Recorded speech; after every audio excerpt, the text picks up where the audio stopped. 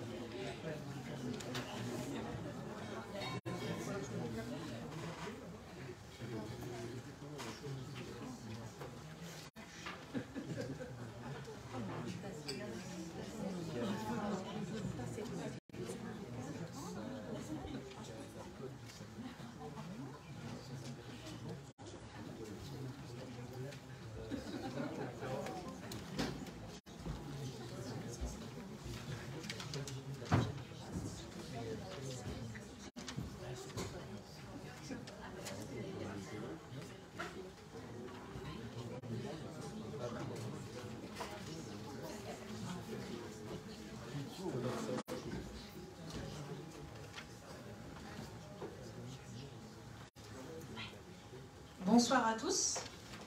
Alors, avant de démarrer la conférence, on avait prévu normalement de faire un petit défilé de zombies. La pluie a été un peu capricieuse aujourd'hui, donc ce qu'on vous propose, c'est qu'on va élire maintenant le costume du meilleur zombie. Donc, je vous demande un tonnerre d'applaudissements pour les zombies du jour. Voilà, on peut les accueillir.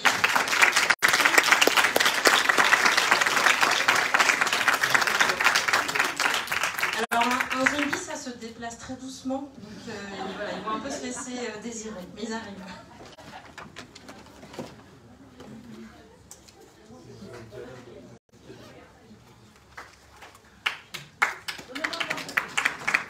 Faux départ.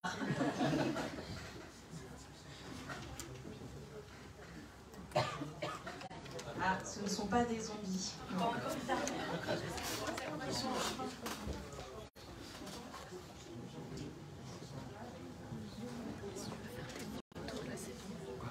Faire des photos là, tout le monde ne sera pas dans le cadre. Ouais, ça marche pour ça, je reste collé. Pour raser les murs.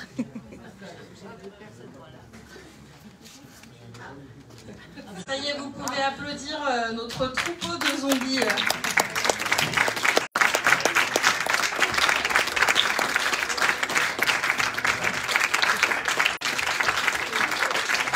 Alors, chers zombies, je vous invite à venir directement sur scène.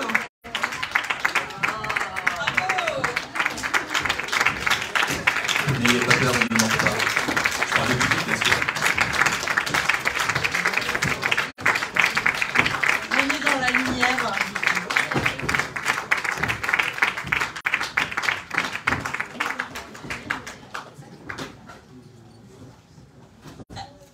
Alors, chers zombies... Ah bah vas-y Charlie, je te laisse prendre la suite. Déjà, merci. Merci d'être là, les zombies, parce que on sait que vous êtes très pris, surtout depuis ces 20 dernières années. Entre séries, films, jeux vidéo et j'en passe. Ils ont quand même pris le temps de venir vous voir, donc ça mérite encore des applaudissements, je pense.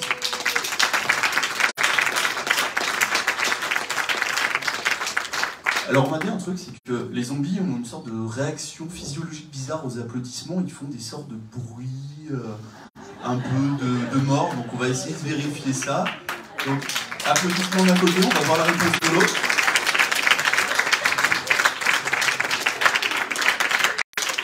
Alors on va tenter de répondre à cette question, ça fait quoi comme bruit un zombie? Pas mal, franchement. Mais vous voyez qu'il y a un zombie award là à gagner, donc va falloir faire un peu mieux que ça. Allez, ça fait quoi comme un zombie?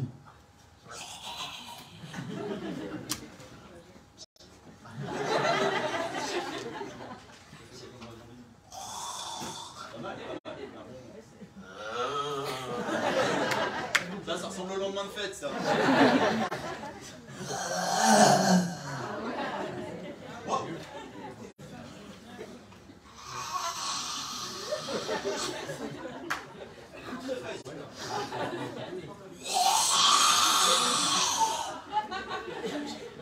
Qu'est-ce que vous en pensez?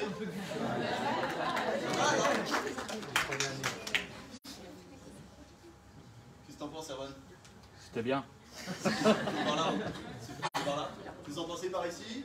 Plutôt par là? Plutôt par là? On n'a pas bien entendu. Ah, on va recommencer par ici alors.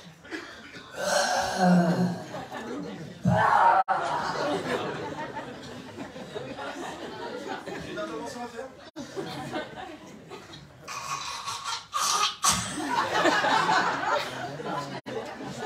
Sponsorisé par les Baciques pour la gorge.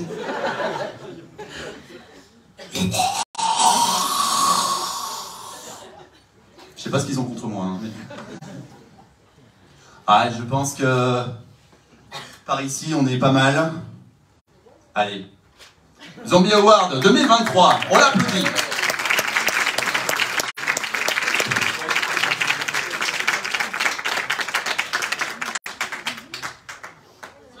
Ah oui, on rigole pas. Non, ça ne se mange pas. Non, non. C'est tentant, mais non. Merci à vous les zombies, vous pouvez prendre place. Et la conférence va commencer.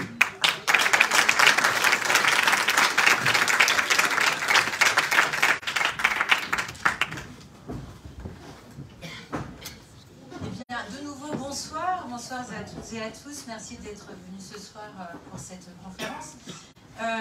Nous sommes ici donc à la scène nationale et dans le cadre de notre projet pluriel, nous avons la chance de pouvoir organiser des conférences table ronde un petit peu différentes. Et ce soir, nous allons donc parler des zombies. Ils sont donc tous venus, ils sont plus occupés donc avec leurs films et leurs séries. Et on va essayer de commencer à se poser la question si effectivement ils existent en vrai ou pas.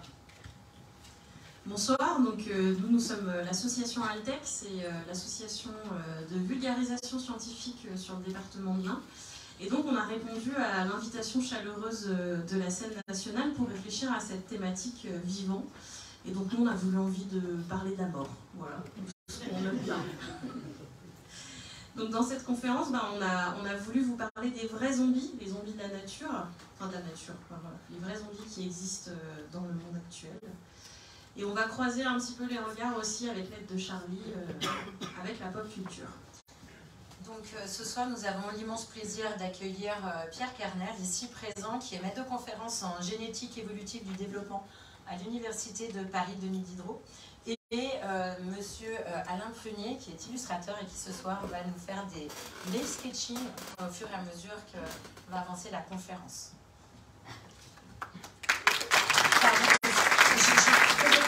Tu l'avais mentionné juste avant, mais notre magnifique animateur des zombies, Charlie Poujol, qui représente l'association 100%, qui est à l'initiative de la Zombie Walk et du Zombie Happening que vous avez pu voir juste avant.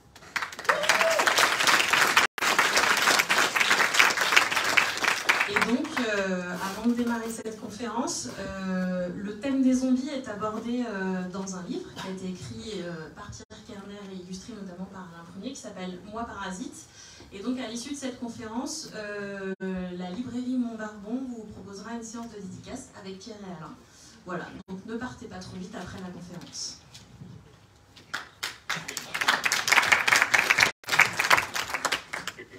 Que les choses soient claires, selon vous, les micro-organismes représentent une menace? Non, oui, une menace un peu plus concrète. Les bactéries? Non. Vous aimez dire non? Oui. Ni les bactéries, ni les virus. Alors, Les champignons. Oui, tout le monde réagit de cette façon. Ils nous paraissent inoffensifs. Malheureusement, ce n'est pas toujours le cas. Parce que certains champignons ne cherchent pas à tuer, mais à prendre le contrôle. Une petite question. Comment obtient-on du LSD? vous avez une bonne adresse? À partir de l'herbe, un champignon. La psilocybine vient aussi d'un champignon. Les virus nous rendent malades, oui, mais les champignons, eux, peuvent altérer notre esprit. Il existe un champignon qui infecte les insectes. Il s'attaque à une fourmi, par exemple. Le champignon traverse tout son système sanguin pour arriver jusqu'au cerveau qui l'inonde d'hallucinogènes. Ce faisant, il prend le contrôle total de cette fourmi. Le champignon lui dicte son comportement, il lui dit où aller, quoi faire, un peu comme un marionnettiste contrôle son pantin. Mais ce n'est pas tout. Le champignon doit se nourrir. Il commence donc à dévorer son hôte de l'intérieur, se substituant petit à petit à la chair de la fourmi. Mais il ne laisse pas sa victime mourir, non. Il va maintenir sa petite marionnette en vie en empêchant le processus de décomposition. De quelle façon? D'où vient la pénicilline? D'un champignon. Docteur Schenheis, vous soupirez. Ces infections fongiques ne peuvent se produire chez l'humain. Oui, c'est un fait. Les champignons ne peuvent survivre si la température corporelle de leur hôte dépasse les 35 degrés. Et à l'heure actuelle, ils n'ont aucune raison d'évoluer pour supporter de plus fortes températures. Mais si les choses venaient à changer, imaginons, par exemple, que le monde devienne un petit peu plus chaud. Dans cette situation, ils auraient une raison d'évoluer. Une simple mutation, et les ascomycètes, les candidats, les ergots, les cordyceps, les aspergillus, n'importe quel champignon serait capable de se frayer un chemin vers notre cerveau et de prendre le contrôle de plusieurs millions, voire de plusieurs milliards d'entre nous. Plusieurs milliards de marionnettes à l'esprit infecté ayant un seul et unique objectif fédérateur, répandre le plus rapidement possible cette infection chez chaque être humain encore en vie, par tous les moyens, quoi qu'il en coûte. Et il n'existe aucun traitement pour cela, aucun moyen préventif ou curatif. Il n'existe pas car il est absolument impossible de les fabriquer. Et si jamais ça se produit? Nous aurons perdu. Tout un pronom. Donc vous aurez reconnu l'extrait de la série Last of Us, qui a terminé il n'y a pas très longtemps, que je recommande évidemment. En 1968, une sonde spatiale revenant d'un long voyage depuis Vénus se désintègre dans l'atmosphère terrestre, répandant une radiation inconnue qui fait se lever les morts en quête de chair vivante à se repaître. Certains auront reconnu dans ce scénario catastrophe l'un des plus emblématiques films de zombies de l'histoire du cinéma. Nous parlons bien entendu du chef-d'œuvre de George Romero, La Nuit des Morts Vivants. le zombie. Une créature molle dans sa démarche, affamée dans son envie, et dont la peur qu'elle suscite nous renvoie autant à la notion de pourrissement du corps qu'à l'idée de perdre notre humanité pour ne devenir que faim et souffrance perpétuelle. Une créature déclinée maintes et maintes fois sous forme de livres. On pense notamment à Max Brooks et son World War Z, sorti en 2006 et adapté en 2013 au cinéma avec Brad Pitt en tête d'affiche. Décliné également sous forme de séries, comme The Walking Dead, ou plus récemment, comme nous l'avons vu, l'adaptation du jeu vidéo du studio Naughty Dog, The Last of Us, que l'on retrouve actuellement en visionnage à la demande.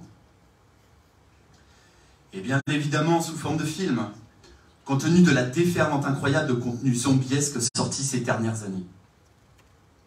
Zombiesque, oui, car il existe un mot pour définir le genre. Mais au final, que dit ce genre zombiesque sur nous en tant que spectateurs? Quelle est cette motivation qui nous pousse à contempler le miroir de notre déchéance physique? Est-ce que c'est cette fascination de contempler des corps désincarnés qui susciterait en notre fort intérieur une catharsis rassurante de se savoir bien portant? Au regard de ces années passées, sous la coupe d'un virus à même de stopper le monde entier, le film de zombies ne nous lancerait-il pas une mise en garde contre une menace sanitaire tapie dans l'ombre? Oui, mais pas que. En effet, le zombie est aussi le reflet d'une société qui tourne mal, dénonçant dès lors les dysfonctionnements de communautés constituées de survivants en perdition de leur moralité ou de leur humanité. Mais trêve d'analyse sociologique. Car le zombie, c'est avant tout un monstre sacré qui revit une seconde jeunesse depuis plus de 20 ans au cœur de la pop culture. La maison d'édition de comics Marvel a même toute une ligne éditoriale dans laquelle ces super-héros tombent tous un par un sous le joug d'un virus zombie multidimensionnel. Depuis cette double décennie, le zombie a muté. Il est devenu plus enragé dans 28 jours plus tard. Il est devenu plus rapide dans World War Z. Il a éprouvé des sentiments dans la comédie romantique Warm Bodies. Et il a même su prouver qu'il était un bon animal de compagnie en 2004 dans la comédie d'Edgar Wright, Shaun of the Dead. De zombie, on est passé à infecté, différenciant l'ancien genre au profit d'un nouveau plus adapté aux réalités de notre temps. De l'inquiétude inhérente à la conquête spatiale qui changeait les morts en zombies chez Romero, on est passé à des maladies virales beaucoup plus vraisemblables. Mais au milieu de toute cette apocalypse de morts en marche, il demeure deux petits derniers qui manquent à l'appel. Avant toute chose, le devoir m'impose une mise en garde. Nous quittons dès maintenant les rives de l'imaginaire pour plonger dans des faits bien réels. Le premier cas de zombie nous vient des plantes.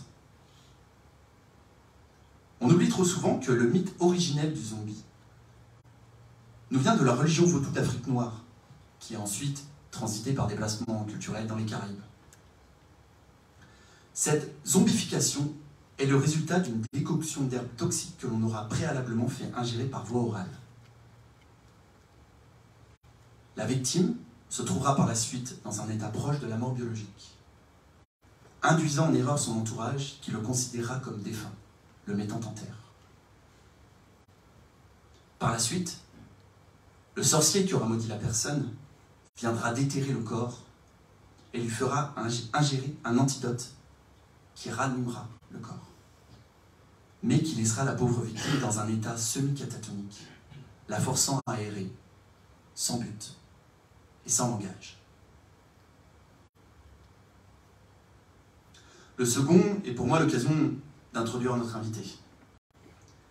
Il existe une dernière zombification qui est plus sournoise, plus vicieuse, et il faut l'avouer, moins ragoûtante. Du champignon Cordyceps au ver Leucochloridium paradoxum, ces parasites exercent un formidable pouvoir sur les hôtes qu'ils infestent. Un pouvoir qui, au-delà de la fascination morbide, intrigue les scientifiques par le rôle qu'ils jouent dans l'évolution des espèces. J'ai donc le plaisir de vous présenter Monsieur Pierre Carnière.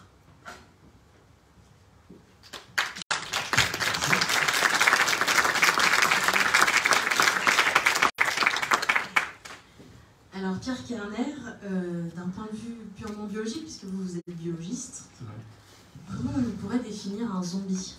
Alors donc la définition qu'a donnée Charlie était excellente avec cette idée du vaudou et donc de cette idée qu'un zombie ce serait un mort vivant à part entière.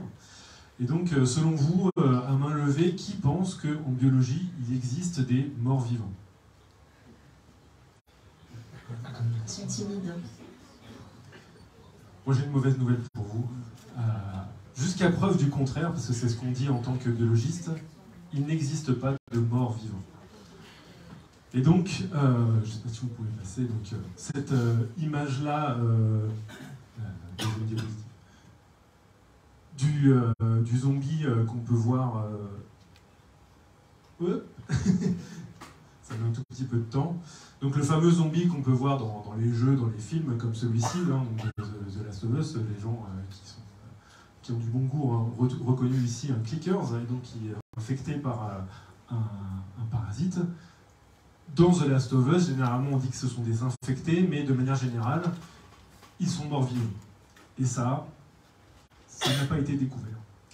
Mais ce que je vais vous proposer comme définition du zombie, donc c'est un organisme qui n'a plus le contrôle de soi et qui serait, non pas mort-vivant, mais condamné à mort vivant. Et à votre avis, est-ce que ça existe? À main levée? Et je vais vous proposer... Ah, il y a un premier dessin de Alain Prunier, super. Je vais vous proposer un premier exemple donc, de parasitisme dans lequel on peut voir justement un organisme dont le contrôle a été pris par le parasite et qui est condamné à mort. Alors la première espèce que j'ai voulu vous fournir, c'est non pas le parasite, mais c'est l'hôte, et cette hôte, c'est nous. En effet, donc on passe de mort-vivant à vivant condamné à mort, il y a une espèce parasitaire qui est capable de prendre le contrôle de son hôte, un individu humain, et de le condamner à mort. 100% de chances que la personne va mourir, peut-être qu'il y a 1 ou 2 cas de rémission, mais c'est excessivement rare.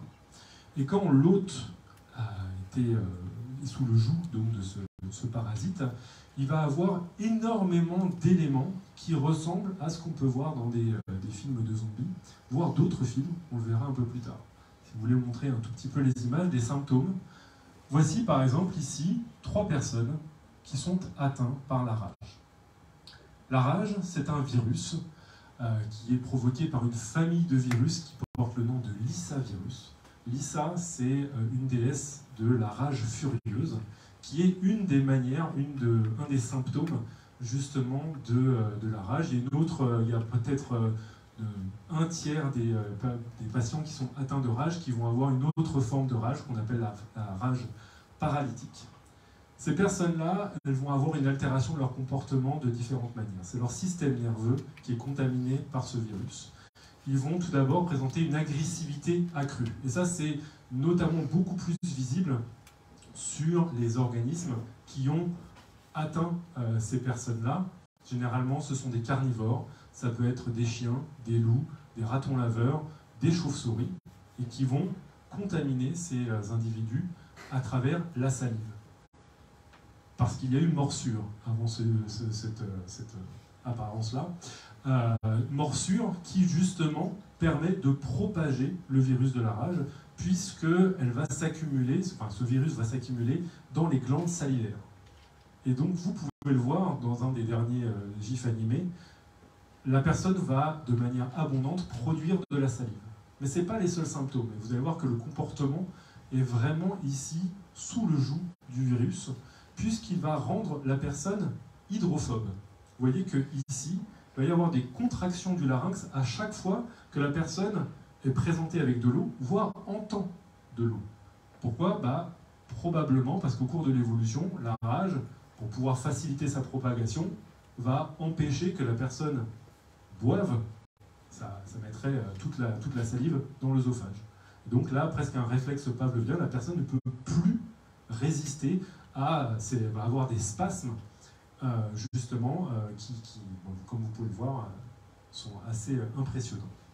Et puis, presque 1 ou 2 jours plus tard, la personne va décéder. Donc on a vraiment ici un condamné à mort vivant. Donc, quand vous pensez à parasite, vous pouvez, surtout à zombie, vous pouvez penser que, éventuellement, une des inspirations de ce mythe-là, c'est probablement des personnes enragées et qui ont fait aussi le mythe du loup-garou et le mythe du vampire. Puisque ces personnes sont aussi photophobes, elles ne peuvent pas supporter la lumière, et elles ne peuvent pas aussi supporter des odeurs très très fortes, comme par exemple l'ail. Autre chose un peu intéressante, parce que là je vois que j'ai complètement plombé l'ambiance, c'est que la rage, ça peut provoquer une manipulation avec une max d'agressivité, mais aussi une augmentation de la libido. Il y a pas mal de personnes qui sont atteintes de la rage et qui vont contracter une érection quasi permanente, avec des décharges régulières. Une femme qui, justement, a été découverte en Inde et qui avait beaucoup de problèmes avec son mari. Et on a après compris que sa libido et sa recherche de conquête était liée au fait qu'elle avait contracté la rage. Peut-être logique, ça se contamine notamment avec la salive. Je vous fais pas le dessin, vous avez compris comment ça peut se passer. Alors vous évoquiez que le zombie est lié à un parasite. Mais qu'est-ce que c'est exactement un parasite? Oui, et peut-être que certains ont été surpris que, ici, pour le premier exemple, j'ai donné un exemple avec un virus. La plupart des gens essayent de faire des catégories et souvent, le terme virus et parasite n'est pas associé. Et pourtant, vous allez voir que le terme de parasitisme, pour les biologistes, ça remonte à loin. Et de plus en plus, on arrive à une définition assez importante, assez efficace pour pouvoir le caractériser, dans lequel on va pouvoir faire rentrer notamment les virus. Alors le terme parasite, c'est emprunté du grec, ça veut dire parasitos, qui veut littéralement dire à côté de et manger, et ça désignait un individu qui mangeait à la table d'un noble et qui le distrayait. En fait, parasite, ça veut dire bouffon. En gros, c'est ça la base. Et ça a plutôt des notions de commensalité, c'est encore une étymologie, ça vient du latin cum mensa, manger à la table de, avec. C'est beaucoup plus tardivement que la définition de parasite a recouvert, pour les biologistes, celle que vous connaissez maintenant. Alors, si on peut passer à la diapositive d'après, le problème, c'est que la définition du parasitisme s'est mélangée avec plein d'autres notions assez compliquées. Dans le parasitisme, on va parler, par exemple, d'exploitation. Une des bases de la définition du parasitisme, c'est que c'est un organisme qui prend quelque chose aux dépens d'un autre. Oui, mais bon, ça, c'est aussi le cas d'un prédateur. Et c'est de l'exploitation. Donc comment faire la distinction entre parasitisme et, justement, la prédation? C'est une autre manière d'exploiter. D'autre part, le parasitisme, on évoque souvent aussi le fait de vivre avec, de manière intrinsèque, avec un autre. Oui, mais ça, comme je vous le montre ici, il y a 3 types de manières de vivre avec les autres. Vous avez la cohabitation, le parasitisme et les mutualismes. Donc vous avez la cohabitation, ça c'est par exemple un coloc, sympa. Mais celui-ci peut se transformer en mutualisme, il fait le ménage, encore plus sympa, ou en parasite, il pille le frigo. Vous avez ici, dans cette notion de vivre avec, plein de petites subtilités, et dans lequel on retrouve véritablement la définition du parasitisme. Donc, celle pour laquelle la plupart des parasitologues s'accordent, c'est qu'un parasite, c'est quelqu'un, enfin un organisme, qui exploite un autre, qu'on va appeler l'hôte, avec lequel il réalise une relation durable, d'association, et qui lui prend des ressources à ses dépens. C'est ça le parasitisme, et dans ce cadre-là, tous les virus sont des parasites. Pas mal de bactéries sont des parasites, on verra des champignons, on verra des vers, et on pourra parler d'autres évocations. Je ne sais pas si ça vous satisfait comme définition. Alors, dans la notion de zombification, il y a aussi la notion de prendre contrôle de son hôte, en l'occurrence, puisqu'on parle de parasites. C'est le moment où ça va être un peu désagréable. Est-ce que vous avez des exemples de zombies à nous présenter? Non. Sur la conférence. Si, j'ai pas mal d'exemples. Dans la nature, je vous ai montré en préambule le plus alarmant, parce que c'est celui qui s'attaque à l'espèce humaine. Je vais vous montrer maintenant des exemples un peu plus calmes, on va dire, dans lesquels ce sont d'autres organismes, essentiellement des insectes pour lesquels on va avoir une prise de contrôle. On a commencé cette soirée en évoquant The Last of Us, jeu et série télévisée dans lequel un champignon qu'on appelle Cordyceps prend le contrôle d'un hôte, ici l'espèce humaine. Ces cas existent véritablement. Je vais vous apporter en tant que biologiste quelques petites subtilités pour que vous puissiez comprendre exactement comment se manifeste cette prise de contrôle. Déjà, évitez de parler de Cordyceps tout simplement. On parle plutôt de Ophiocordyceps unilateralis, et qui va prendre le contrôle ici de une seule espèce de fourmi. Alors on pourrait se dire, ah bah ça va, alors en fait il y a seulement un champignon qui attaque une fourmi.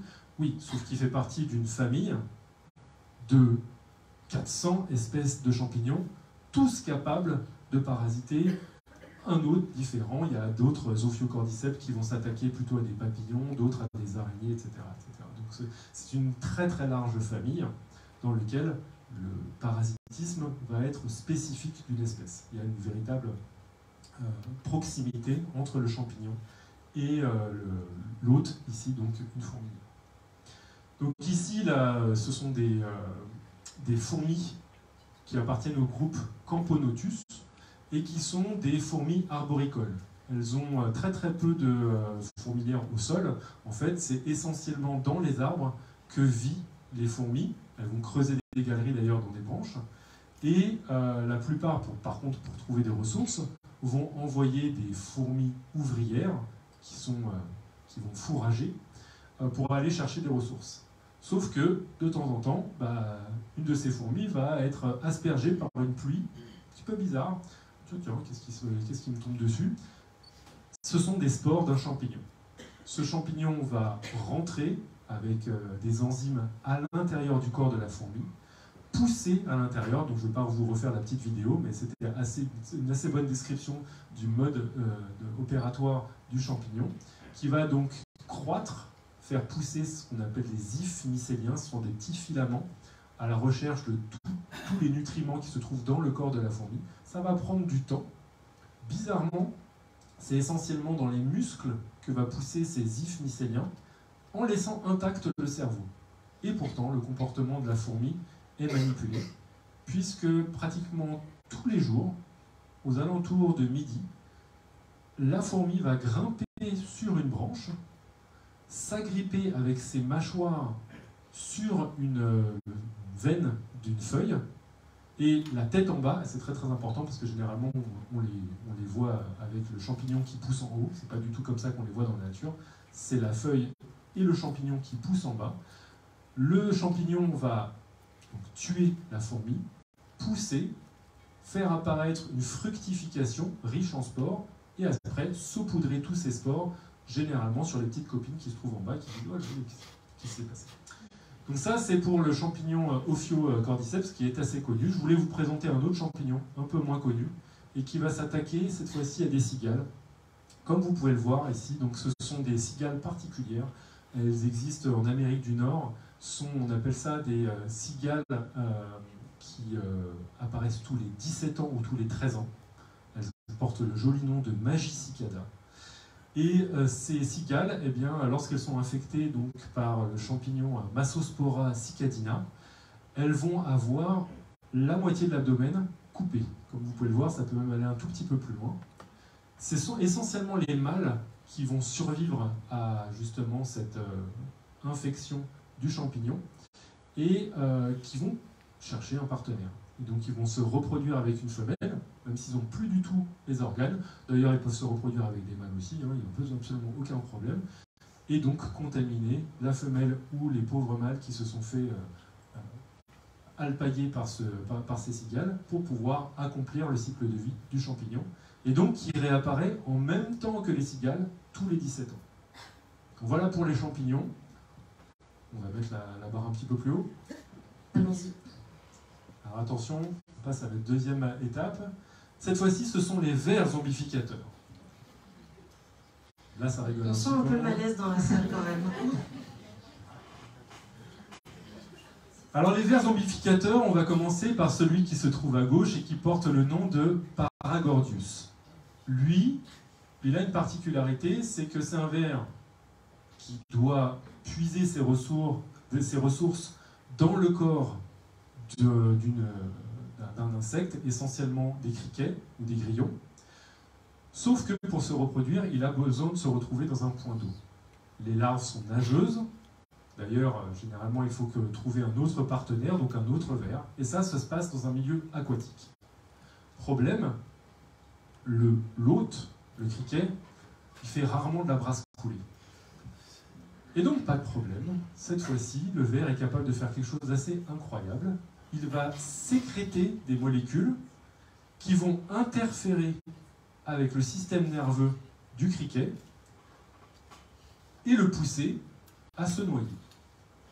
Et donc, il y a un chercheur français, qui s'appelle Frédéric Thomas, qui a parcouru pratiquement des milliers de kilomètres pour se trouver en Nouvelle-Zélande à la recherche de ces vers-là.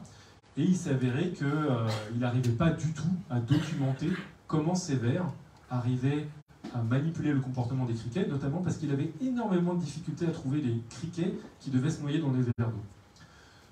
Heureusement pour lui, il a été mis en relation avec quelqu'un qui était... Ouais, je crois que le dessin n'est pas complètement complet. Hop là. Donc ça, on reconnaît bien le champignon cordyceps, réalisé par le poignet. Bravo. Et donc, pour finir mon histoire avec Frédéric Thomas, donc ce chercheur a été mis en relation avec quelqu'un qui nettoyait les piscines en France, à Montpellier. Donc il a fait des 1000 km pour aller en Nouvelle-Zélande, pour revenir dans sa mère patrie, pas très loin de chez lui, et pour découvrir qu'en fait, dans énormément de piscines françaises, il y a des criquets qui sont infectés et qui vont rentrer dans l'eau pour pouvoir permettre au ver Paragordius de s'extirper et de réaliser justement sa reproduction. Pierre Cardin sponsorise du coup vos vacances cet été. Ah, évidemment, pas besoin d'aller en Nouvelle-Zélande. À faible budget, vous pouvez vous pouvoir de n'importe quel parasite. Le deuxième exemple que je vous ai mis à côté, c'est Myrmeconema neotropicum. Ici, c'est pas véritablement une partie dans laquelle le ver doit se reproduire. Donc ce sont des vers qui ressemblent, on appelle ça des vers solitaires, mais le nom générique c'est cestode, parce que cestode ça vient du latin cestum, qui veut dire, qui prend l'apparence d'une ceinture. Et donc si vous pensez à un ver solitaire, ça ressemble à ça, voilà, super image. Myrmeconema neotropicum, c'est un peu le ver solitaire, sauf qu'il n'est pas du tout solitaire, à l'intérieur de fourmis. Le problème, c'est que lui, pour accomplir son cycle de vie, il est nécessaire qu'il rentre dans le tissu digestif d'un oiseau. Problème pour cette espèce, cet oiseau, en particulier, il est frugivore. Pas de problème, l'évolution est intervenue, et donc une des manipulations comportementales et physiologiques ici du ver sur cette fourmi, c'est de changer l'apparence, comme vous pouvez le voir, d'un abdomen noir classique avec un abdomen rouge fluo, évoquant une baie. Manipulation comportementale en plus, les individus infectés se mettent sur des, exactement comme le champignon cordyceps, se mettent sur des feuilles et attendent comme ça, mandibule serrée, et, comble du bonheur, le ver est aussi capable de sécréter certaines enzymes digestives pour rendre l'abdomen plus malléable, et donc après l'oiseau n'aura plus qu'à picorer la petite baie qui s'avère être un abdomen de fourmis infectées. Et on va finir en beauté. Mes exemples favoris, ce sont les guêpes parasitaires. Parce qu'il y avait donc les champignons, pas mal, manipulation comportementale, quand même pour un champignon, c'est quand même assez remarquable. Manipulation par sévère, et là, avec les guêpes parasitaires, on arrive à une manipulation comportementale digne des pires films d'horreur. D'ailleurs, c'est pas pour rien que un certain Ridley Scott aurait été inspiré par des guêpes parasitaires pour désigner son xénomorphe, cette espèce particulière donc, qui a donné le film Alien. On va commencer par Ampulex compressa, qui est montré juste en haut, et qui, elle, est utilisée d'ailleurs dans certains endroits en Amérique du Nord pour se débarrasser des blattes. Parce qu'elles sont très très efficaces pour se débarrasser des blattes. Ce qu'elles vont faire, c'est tout d'abord trouver une blatte, injecter un venin par un premier coup de dard. Ensuite, donc, la blatte est paralysée. Ensuite, très très tranquillement, la guêpe va se balader autour de la blatte, regarder, picorer un tout petit peu sur son antenne, parce que de toute façon la blatte ne peut plus bouger, et envoyer un deuxième coup de dard, mais cette fois-ci comme une neurochirurgienne, capable de viser un ganglion particulier de la blatte, pour pouvoir injecter cette fois-ci un cocktail de neurotransmetteurs permettant de rendre la blatte totalement non effrayée. Et donc, comme vous pouvez le voir ensuite, la guêpe n'a plus qu'à tirer par l'antenne, comme un petit chien-chien, voilà, viens, viens, suis-moi, pour l'emmener dans son terrier. Ensuite, elle va placer sur la blatte un œuf, un seul, fermer le terrier, et elle aura au préalable, bien entendu, injecté à l'intérieur de la blatte un cocktail très très sympathique de antimicrobiens, antifongiques, pour éviter que, bien entendu, la blatte qui va rester paralysée pendant plusieurs jours pourrisse et donc gâche le repas de la petite larve de guêpe qui va se nourrir de l'intégralité de la blatte avant de réaliser sa métamorphose. Bien. Donc ça, c'était le premier niveau. Deuxième niveau, on a pour les amateurs d'araignées. Alors pour les arachnophobes, ça va être une splendide histoire, parce que l'araignée, là, elle se fait bolosser, mais d'une manière assez énorme. Pour ceux qui aiment bien les araignées, c'est une triste histoire. Donc il s'agit de Hyménoepimesis argyraphaga, qui veut dire, la deuxième partie de son nom en latin, directement phagos, se nourrir, et argyra, c'est le nom de l'araignée, le Kage argyra. Ici, cette araignée donc, va se retrouver un jour piquée par une guêpe, oula, qu'est-ce qui s'est passé, et avec un petit œuf pondu sur son dos. Au bout d'un moment, elle va se réveiller, pas de problème, si ce n'est que cet œuf va éclore, et de cet œuf va éclore un petit asticot, un asticot de guêpe, qui va commencer à se repaître des fluides vitaux de l'araignée. Ça va prendre plusieurs jours, plusieurs semaines, et puis un moment où ça doit être le moment de la pupaison, comme on dit, c'est-à-dire le moment où la larve de guêpe doit réaliser sa métamorphose. Cette métamorphose, c'est un moment qui est très problématique pour la guêpe parce qu'elle va rester en stase pour réaliser cette magnifique transformation. Et ça, c'est très très très facile pour un prédateur de justement s'attaquer à cette phase-là, à cette chrysalide, si vous voulez. Et donc, ce que va faire la larve ici, donc le petit asticot de guêpe, c'est injecter encore une fois un cocktail de neurotransmetteurs et obliger l'araignée à réaliser une nouvelle toile, totalement différente de ce qu'elle est capable de faire, pour pouvoir permettre de pendre le cocon de la guêpe dans un milieu dans lequel elle va être justement laissée tranquille par les prédateurs. Une fois qu'elle fait ça, la larve de guêpe finit comme ça de pomper tous les fluides vitaux, l'araignée tombe et c'est fini. Et ça, pour le dernier exemple que je vais vous donner, ça c'est quelque chose qui est un total gâchis de ressources. Le dernier exemple, ah non, excusez-moi, c'était juste avant, c'est ici la guêpe qui s'appelle Cotesia glomerata. Alors déjà, Cotesia glomerata, elle ne va pas pondre un œuf, elle va pondre à peu près une trentaine d'œufs à l'intérieur d'une chenille, qui est ici la chenille du pierrite du chou. On en a plein, d'ailleurs, ce sont des nuisibles, ils mangent les choux, etc. Donc là, si vous Si vous avez un potager, ça va être encore une très très jolie histoire pour vous. Puisque donc, à l'intérieur du corps de la chenille, va se développer une trentaine de larves de guêpes. Encore une fois, problème. Il va falloir se métamorphoser. Cette métamorphose, elle va tout d'abord avoir lieu une fois que toutes les larves de guêpes sont sorties de la chenille. Je ne sais pas si vous imaginez, c'est donc alien, mais non pas avec un seul qui sort, mais 30. Et la chenille survit. Et là, c'est là où on aurait bien voulu voir une adaptation par Ridley Scott de ce genre de phénomène, parce qu'elle survit, mais elle est encore condamnée à mort. Pourquoi ? Parce que à ce moment-là, les guêpes, elles vont commencer à faire leur petit cocon. La chenille, elle ne bouge pas à côté, voire elle va continuer à faire un tout petit peu du travail pour pouvoir elle-même synthétiser de la soie pour renforcer le cocon général de ces 30 larves de guêpes. Et puis après, elle va arborer cette position-là, comme vous le voyez, et elle va devenir garde du corps. Donc si on fait le parallèle avec Ridley Scott, ce serait un humain duquel est sorti 30 xénomorphes. Les xénomorphes restent à côté, et le gars qui a survécu donne des patates à quiconque l'approche. Ça, c'est quand même un petit peu plus quali en termes de parasitisme. Alors justement, ces relations de parasitisme, depuis quand est-ce que les biologistes s'y intéressent? Alors, le terme parasitisme, comme je... Ah oui, ça c'est magnifique. Tout de suite, le nématode est beaucoup plus mignon. Oui, je trouve aussi. Le parasitisme, c'est un mot qui a revêtu son sens actuel assez tardivement, en 1721. Comme je vous l'ai dit, vu son origine étymologique, qui veut dire bouffon, personne qui vit avec, personne n'avait pensé à l'associer avec une exploitation aussi terrifiante que je vous l'ai décrit.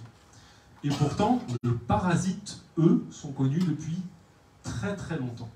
Depuis au moins l'Antiquité. On connaît des papyrus, notamment dans lesquels il y a des recettes pour pouvoir se débarrasser de vers parasitaires. Si vous voulez savoir, c'est des graines de courge. Si vous voulez un remède égyptien contre les vers solitaires, vous en avez. Et, comme vous pouvez le voir, il y a même probablement des liens qu'on peut tisser entre parasitisme et des versets de la Bible. Notamment, si vous avez déjà lu la Bible, il y a un petit passage dans lequel on nous dit « Alors l'Éternel envoya contre le peuple des serpents brûlants, ils mordirent le peuple, et il mourut beaucoup de gens en Israël. » Serpent brûlant, ça ne veut pas dire grand-chose, on est d'accord, hein.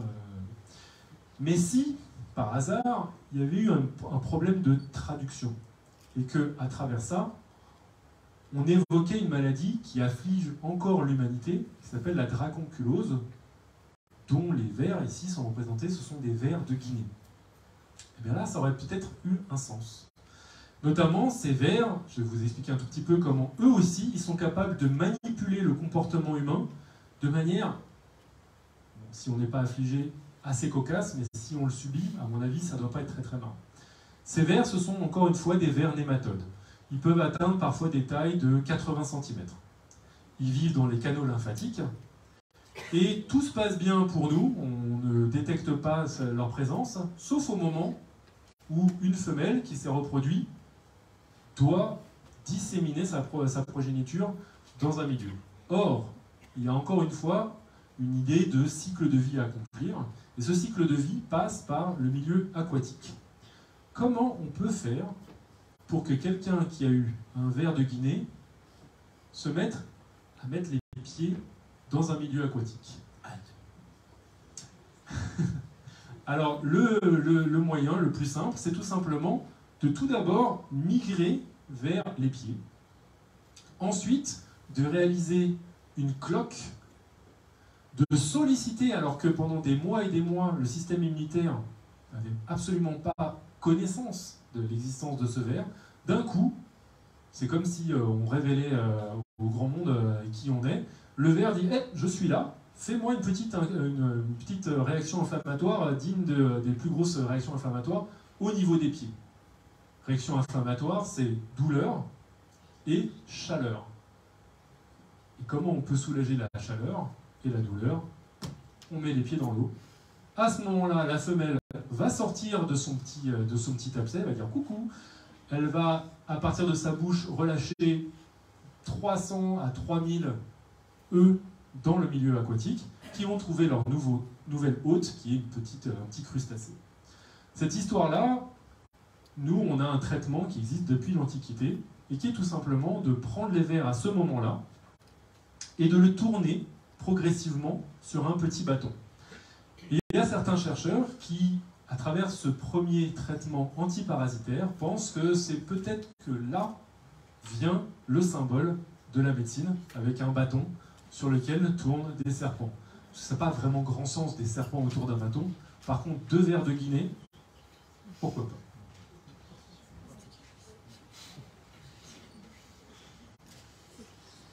Cet exemple me met particulièrement mal à l'aise. Personne aussi de bien visualiser.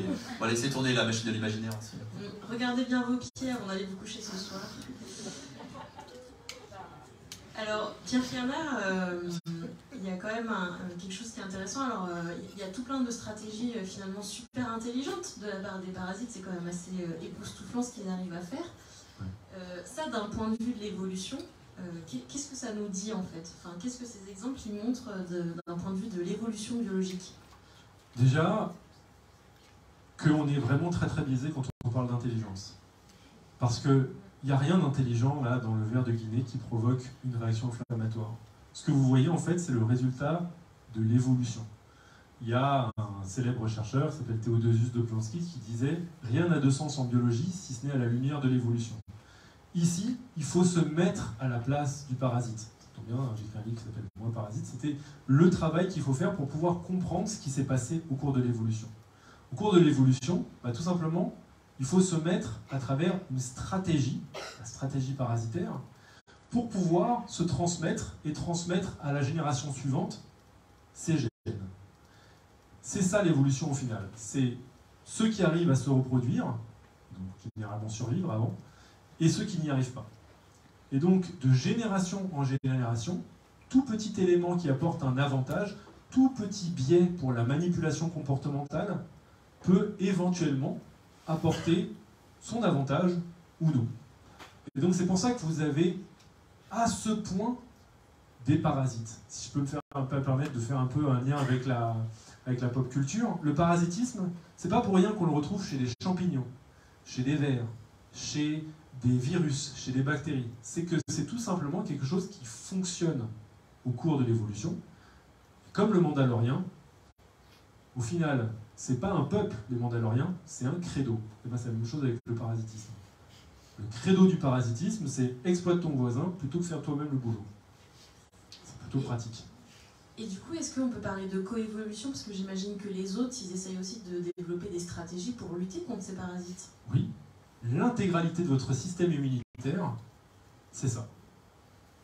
Tout ce que vous avez dans votre corps, les globules blancs, les anticorps, etc., c'est une lutte contre les parasites. Ça vous montre l'importance du parasitisme pour échafauder toute l'incroyable complexité qu'on a en termes de manière d'essayer de se débarrasser contre les parasites. Une des preuves, c'est par exemple les allergies. Les allergies, c'est des dizaines de milliers d'années d'évolution dans lesquelles on a essayé de lutter contre des vers parasitaires. Il s'avère que ces anticorps ils réagissent aussi un peu sur tout et n'importe quoi. Donc en absence de vers parasitaires, la plupart de nos corps sont en train de paniquer. Ah, un grain de pollen, je vais mourir. Voilà. C'est ça le système immunitaire, ça vous montre encore une fois que l'intelligence c'est moyen pour pouvoir jauger ce qui s'est passé au cours de l'évolution. Si on peut passer à la dernière diapositive. Ah, j'ai oublié de parler de ça, bon, c'est pas grave. Donc, j'en parlerai une autre fois. Ah non, l'avant-dernière, s'il vous plaît. Voilà. Ici, je vais vous parler, maintenant qu'on a fait vraiment, on a brossé un portrait assez éloquent et malheureux du parasitisme, je vais essayer de vous convaincre que le parasitisme, c'est bien. Moi, j'ai un joker. C'est que je vous ai parlé de l'intégralité du système immunitaire qui aurait sa source dans l'évolution justement de notre propre espèce, c'est pas la seule chose qui probablement a été échafaudée au cours de l'évolution dans notre biologie. La sexualité l'est probablement aussi. Pourquoi? La sexualité, pour les biologistes, vous allez voir, c'est beaucoup moins marrant qu'en vrai, c'est essayer d'apporter de la diversité génétique chez des individus. C'est donc mélanger des génomes. Et ça, quand on est dans un milieu stable, avec absolument aucune crainte d'un agent extérieur, bah, il n'y a pas véritablement d'avantage à la sexualité. Par contre, lorsqu'il y a du parasitisme, là, apporter de la diversité génétique, bah, c'est tout autant de chances que parmi ces organismes mutants, eh bien, il y en a certains qui aient un avantage pour pouvoir lutter contre les parasites. D'ailleurs, c'est pour ça que les parasites aussi, souvent, emploient la sexualité lorsque, justement, il n'y a pas suffisamment de diversité dans leur groupe à eux pour pouvoir lutter contre les défenses de leurs hôtes. Donc, dites merci aux parasites parce que sans eux, pas de sexe. Mais c'est pas tout. Je vous ai donné quelques exemples aussi d'aspects positifs des parasites, cette fois-ci pour nous, humains. Par exemple, si vous avez des choux, comme vous avez vu, vous pouvez utiliser un système bio, de lutte biologique contre les insectes, avec des guêpes parasitaires. Donc quand vous entendez parler d'insecticides bio, c'est souvent ça, ce sont souvent des parasites. Merci encore une fois les parasites. Parmi les parasites, il y a aussi ceux qui s'attaquent à des organismes et qui nous font du mal. C'est le cas par exemple de virus qui s'attaquent à des bactéries. On les appelle les bactériophages, qui veut littéralement dire mangeurs de bactéries. Ces bactériophages sont aujourd'hui, à l'heure actuelle, une des pistes pour pouvoir circonvenir notre propre solution qu'on a trouvée qui s'appelle les antibiotiques. Pour pouvoir limiter l'usage des antibiotiques, une des pistes, ce serait d'utiliser les ennemis des bactéries qui nous posent problème. Les ennemis de nos ennemis. Hein. Et enfin, un dernier exemple, c'est notre propre biologie. Je vous ai dit que l'intégralité de notre système immunitaire était apparue en lutte contre le parasitisme. Il y a le fait que nous, on a dans notre biologie, quand je dis nous, ce sont nous les mammifères, pauvres. Donc là c'est parfait, on a la blatte qui se fait bolosser par une guêpe émeraude, comme on peut le voir, avec un petit cocktail de neurotransmetteurs injectés par la guêpe Ampulex compressa. Donc je vous disais, nous, on est des mammifères. Une des particularités des mammifères, c'est qu'on est vivipare. Pour être vivipare, il faut qu'on puisse développer à l'intérieur du corps de la mère eh bien, une barrière dans laquelle le fœtus ne va pas être rejeté. Ça s'accompagne par une baisse locale du système immunitaire. Et des chercheurs ont trouvé que certaines des protéines que nous, on est capable de sécréter, enfin d'ailleurs que nous, c'est surtout les femmes qui sont capables de le faire, qui portent le nom de syncytine, sont d'origine virale. S'il n'y avait pas eu ces virus, il n'y aurait pas eu la possibilité de diminuer localement le système immunitaire, il y aurait eu un rejet systématique du fœtus. Donc si on est capable d'avoir la viviparité chez les mammifères, encore une fois, merci les parasites et merci les virus. J'avais juste une question. Dans les exemples que vous donnez, en termes de parasites, il y a les virus, les bactéries, on a vu les insectes, les vers.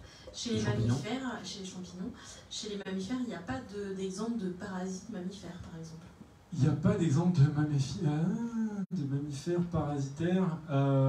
Est-ce qu'il y a une question de taille, en fait, à un moment donné? Il y a une espèce auquel je pense, de mammifères, mais qu'on pourrait plutôt qualifier de micro-prédateurs. Même s'ils peuvent rester assez longtemps sur leur hôte, ce sont des chauves-souris. Il y a des chauves-souris vampires, il y a une ou deux espèces qui vont se ficher sur... c'est assez remarquable à voir. Donc elles vont détecter, généralement elles s'approchent de bovins, elles vont se mettre dessus, elles vont rester à peu près une trentaine de minutes à 1 heure. Donc c'est pour ça, là, barrière entre parasitisme et microprédation, c'est un peu difficile. D'ailleurs, je vous invite à réfléchir à ça. Est-ce que selon vous, les moustiques, ce sont des parasites? Qui pense que oui? Deux personnes. Et donc, tout le reste pense que non La plupart, en effet, des biologistes pensent que ce sont des vecteurs de parasites, mais que ce sont des microprédateurs. L'interaction n'est pas suffisamment longue. Mais cette définition, en fait, elle est très très difficile à fixer. Est-ce que, du coup, les tiques, c'est des parasites? Probablement, ils restent plusieurs journées collés sur leur hôte. Pareil pour les poux, mais pour les puces, plus difficile, il reste peut-être 1 ou 2 journées. Vous voyez, donc les définitions en biologie, ça a tendance un petit peu à varier, mais ça nous fait réfléchir justement sur ces notions. J'ai une question. Oui. Est-ce que la gale, par exemple, on peut considérer que c'est du parasitisme? Parce qu'il me semble que c'est une mini-araignée, je crois, la gale. C'est un acarien. Un acarien. Qui est hématophage, donc qui a véritablement prélèvement de ressources aux dépens de son hôte. L'interaction est longue. Donc la gale, le nom s'appelle sarcopte, ça veut dire littéralement couper la chair. C'est un exemple de parasitisme selon les biologistes, interaction durable avec l'exploitation. En tout cas, on se pose moins de questions que pour d'autres. La mort est une étape obligatoire dans le parasitisme? Non, et justement, il y a beaucoup de parasitologues qui auraient vu ma présentation, qui seraient venus sur scène pour nous donner une patate. Parce qu'en fait, tout ce que je vous ai montré, là, ce sont des exemples de parasitoïdes. Attention, pour les parasitologues, il y a une différence entre parasitisme et parasitoïde, dans lequel la mort est inéluctable. Et comme c'est un spectre, je me suis permis cette petite dérogation par rapport aux définitions strictes. Et donc, toutes ces guêpes, tous ces champignons sont dits parasitoïdes, puisque la mort est quasi inéluctable dans ces cas-là. La plupart des parasites que vous allez contracter, ou que vous avez déjà là, dans cette audience, sont probablement pas néfastes pour vous. Donc, si parmi vous, il y a quelqu'un qui a un ver solitaire, vous inquiétez pas, vous n'allez pas en mourir, a priori. Rassurant. Il faut manger des graines de courge, c'est ça? Graines de courge. Voilà. Le petit remède de grand-mère. Moi j'aurais une dernière question et après on va passer aux questions du public. Vous avez envoyé une invitation à Ridley Scott, du coup peut-être penser à un autre film. Est-ce qu'il y aura votre parasite favori pour imaginer un film là-dessus, un petit scénario à nous vendre avec un parasite qui n'est pas encore sorti dans les bacs? Je n'ai pas vu. Et j'ai l'impression que c'était aussi votre parasite préféré. Il y a un ver qui s'appelle Leucochloridium paradoxum et qui infecte des escargots. Son mode d'opération, c'est de rentrer à l'intérieur de l'escargot, généralement parce que son hôte final, c'est un oiseau. Alors, comment il rentre à l'intérieur? Tout simplement parce que les escargots, c'est dégueulasse, ça mange du guano, donc des fientes de pignon et des fientes d'oiseaux. Une fois qu'il est contaminé, l'escargot va se retrouver avec des vers à l'intérieur de son corps, et ce ver va produire des sacs d'œufs pulsatiles, verts et blancs pour le Leucochloridium paradoxum, qui vont rentrer dans les tentacules, donc les yeux de l'escargot, et donc devenir vraiment prendre l'apparence de sortes de petites chenilles vertes et blanches qui vont attirer l'attention d'un hôte ultérieur, c'est-à-dire l'oiseau, qui va venir chercher l'escargot, et soit le ver a eu le temps de sortir de l'escargot, soit directement il va avoir un picorage donc des yeux de l'escargot. Donc imaginez maintenant ça, version humain. Charlie a une idée de film, je crois. Ouais, il va falloir beaucoup d'argent, mais ouais, on peut tenter, on peut tenter. Je vous laisse imaginer quand même vos yeux qui prennent la forme de chenilles. Déjà, c'est déjà tout un programme. Et picoré par des oiseaux. Et picoré par des oiseaux. Et avec des couleurs en plus. Voilà, oui, beaucoup de couleurs. À votre tour maintenant, y a-t-il des questions dans le public sur tout ce qu'on a pu voir ou d'autres liés aux zombies, aux parasites, à la pop culture?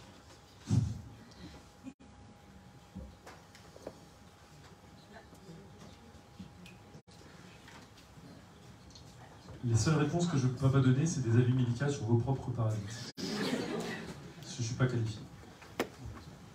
Est-ce qu'on sait combien il y a de parasites pour l'instant, enfin de parasitoïdes, ou est-ce qu'on en a pas C'est une très très très bonne question, parce que justement ça montre les difficultés que la recherche a pour pouvoir jauger le nombre de parasites. Moi j'aurais envie de vous dire combien d'espèces vous connaissez sur Terre. Pratiquement toutes ont leurs parasites. Plusieurs espèces de parasites. Donc en fait, on sous-estime très très probablement l'intégralité des espèces parasitaires. Et ça pose des problèmes, notamment en termes de conservation d'espèces. La plupart d'entre vous, lorsque vous pensez à conservation d'espèces, vous avez des espèces emblématiques comme le panda, etc. Combien d'entre vous pensez à la conservation des vers solitaires du panda? Et pourtant, il faut les sauver aussi. Ils font tout autant partie des écosystèmes. Il y a une histoire tragique dans laquelle une espèce de vautour, qui était le condor, qui était très très menacée, a été recueillie par des conservationnistes. Et la première chose qu'ils ont fait, c'est se débarrasser de l'intégralité des bouts de condor qu'il y avait sur ces espèces-là. Du coup, il y a une espèce qui a disparu au profit d'une autre. Maintenant, il y a encore des condors, mais il n'y aura plus jamais de poux de condor.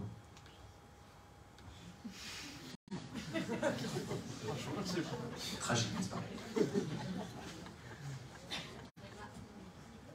Une autre question?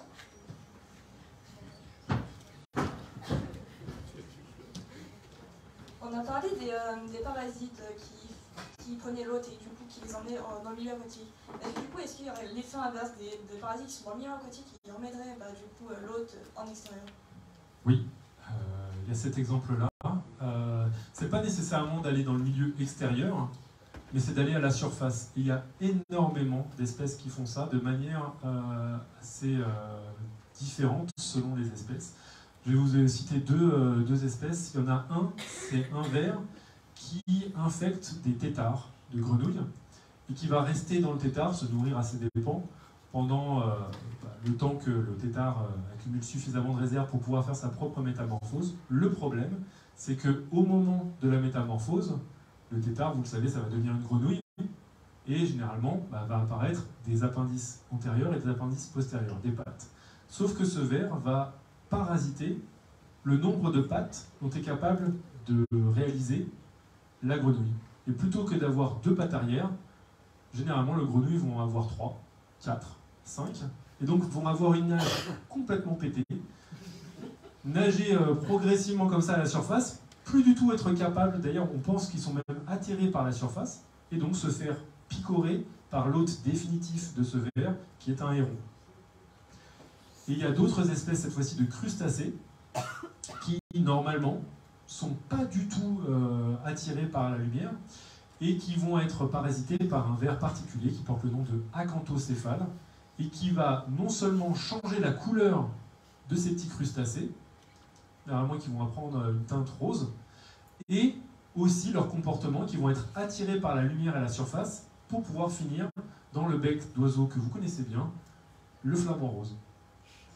Et donc ça fait penser que la plupart des régimes alimentaires qu'on a chez la plupart des oiseaux, des prédateurs, il ne faut pas s'imaginer que ce soit nécessairement l'apanage de la prédation. La plupart d'entre eux vont au contraire avoir le bénéfice du parasitisme de leur nourriture pour pouvoir se nourrir beaucoup plus facilement. Donc oui, ça existe et c'est assez fascinant. Une dernière question peut-être? Alors, 2 petites questions. Un parasite, il peut être parasitoïde, et s'il n'est pas, du coup, comment il s'appelle? Et dans cette grande chaîne de je rentre dans la grenouille pour me faire manger par l'oiseau, est-ce qu'à un moment donné, donc la grenouille, on a compris, elle meurt, mais est-ce que l'oiseau peut ne pas mourir? Ou est-ce que la mort est... Si tu es parasitoïde pour l'un, au démarrage de la chaîne, est-ce que tu vas être aussi oïde au bout de la chaîne? Excellente question.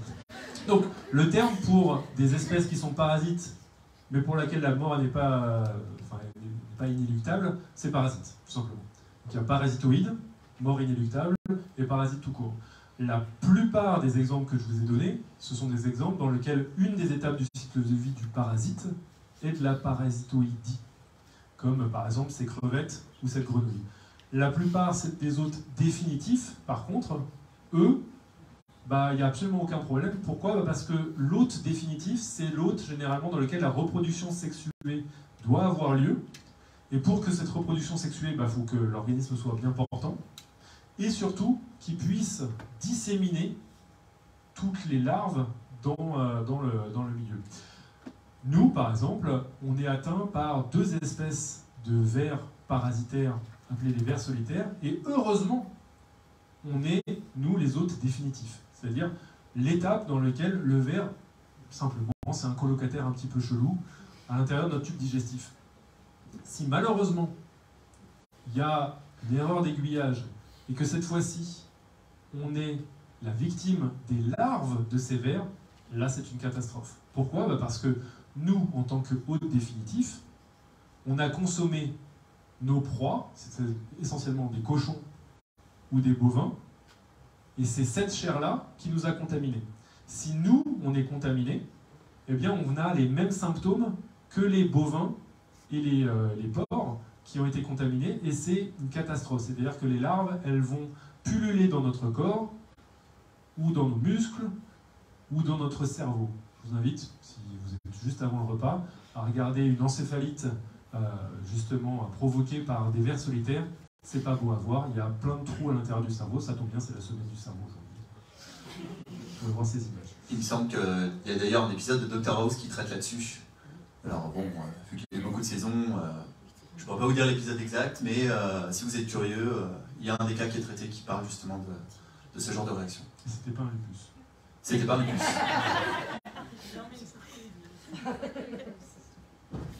Alors juste avant de répondre, on était sur les vers solitaires. Dans votre livre, vous parlez des différences de taille suivant l'hôte, chez les ténias notamment. Oui. Est-ce qu'on peut parler de la taille du ténia du cachalot ? Quelle est la taille du plus grand ver parasitaire qui nous afflige ?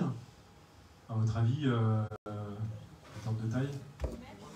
8 mètres. En fait, c'est la taille de notre tube digestif, tout simplement. Donc, vous prenez un cachalot, vous voyez le ver solitaire, alors je me souviens plus, je crois que c'est 50 mètres, un truc comme ça ? 30 mètres. 30 mètres, voilà. Bon. 30 mètres pour le ver solitaire. Donc, à chaque fois, pensez aux parasites parce qu'ils sont quand même plus impressionnants en termes de record que les propres organismes. Et si vous avez la plus grosse bestiole, c'est le cachalot. C'est le ver solitaire. Et 30 mètres pour une largeur de quelques centimètres. Oui, ouais. Tout à fait. N'empêche, celui-là, c'est pas vous qui le regardez, c'est lui qui vous regarde. Alors, il n'a pas d'yeux. Non, il a un scolex. Voilà, si vous voulez faire des cauchemars, allez voir à quoi ressemble un scolex de ténia avant de dormir. Vous ne dormirez pas. Vous avez le droit d'être curieux, mais je pense qu'il y a des heures, c'est avant le repas, ou surtout pas avant de se coucher. Pour revenir, du coup, on a commencé par The Last of Us. Pour revenir à ce jeu vidéo, du coup, est-ce que vous pensez que, bon, forcément, il n'y aura pas une grosse pandémie, un gros truc comme ça, mais est-ce que ça pourrait, avec le réchauffement climatique qui arrive là, vraiment arriver, et que ça puisse évoluer et atteindre l'humain ?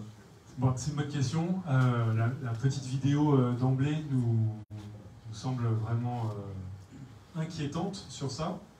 Ça ne va pas arriver avec Cordyceps. On est soulagé. Pourquoi ça ne va pas arriver avec Cordyceps? C'est que tout simplement, comme je vous l'ai dit, la plupart des espèces de ces champignons sont non pas généralistes, mais spécifiques.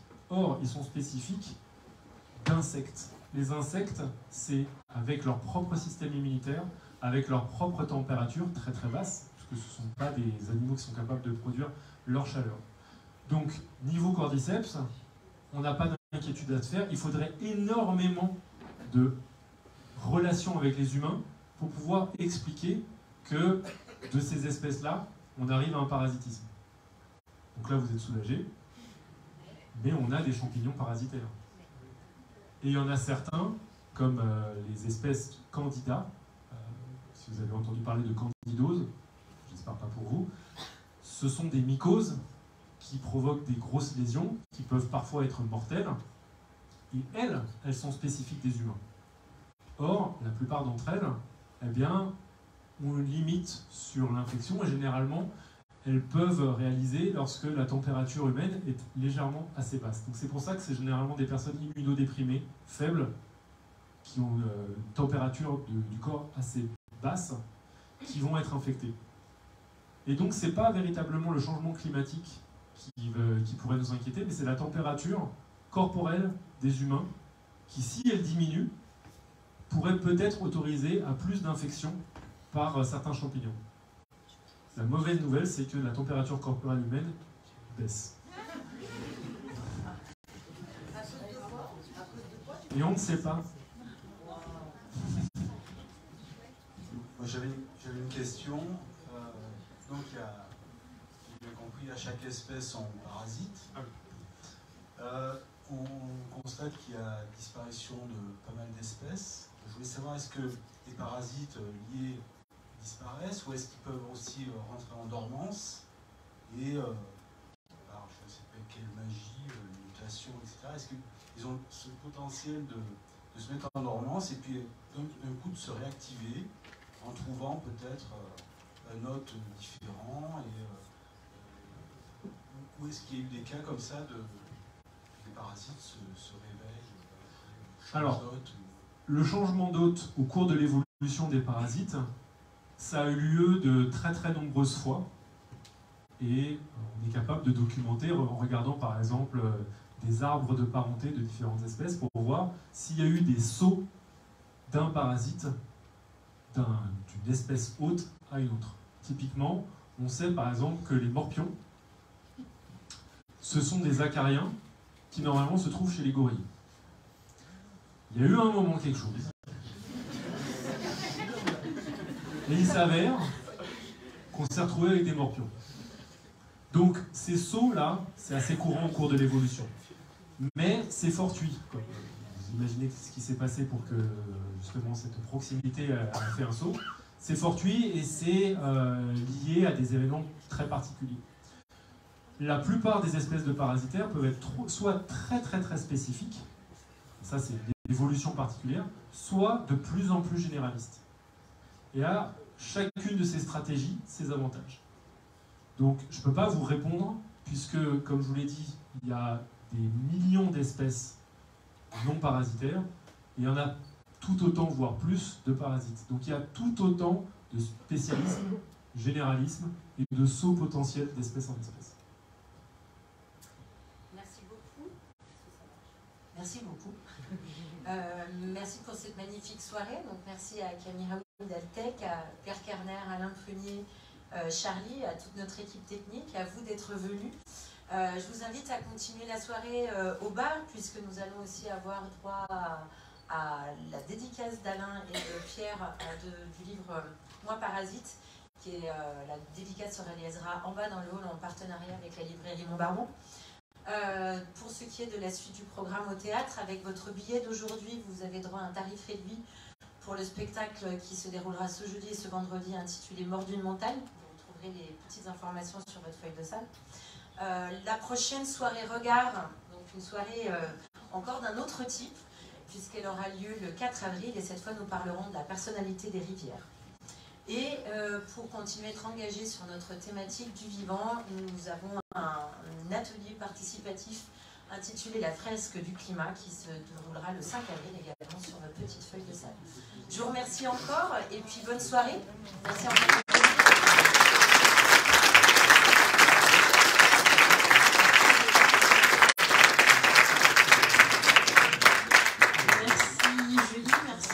L'équipe du théâtre. Je voulais aussi saluer du coup Alain Prunier qui nous a régalé avec ses dessins tout au long de la soirée.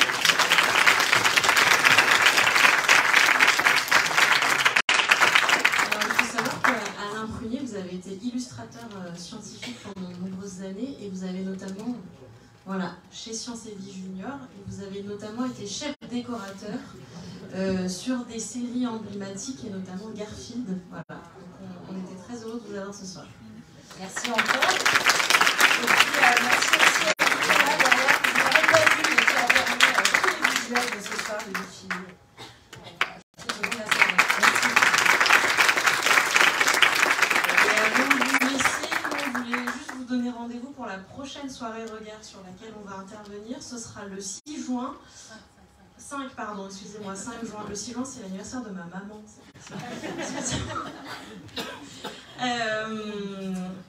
Ce sera sur le thème de la matière et on aura le plaisir d'accueillir un physicien qui s'appelle Julien Bobroff qui va vous parler de matière noire. Ça peut faire peur comme ça, mais je vous assure que ça va être génial. Voilà. Donc rendez-vous le 5 juin dans la grande salle du théâtre. Merci.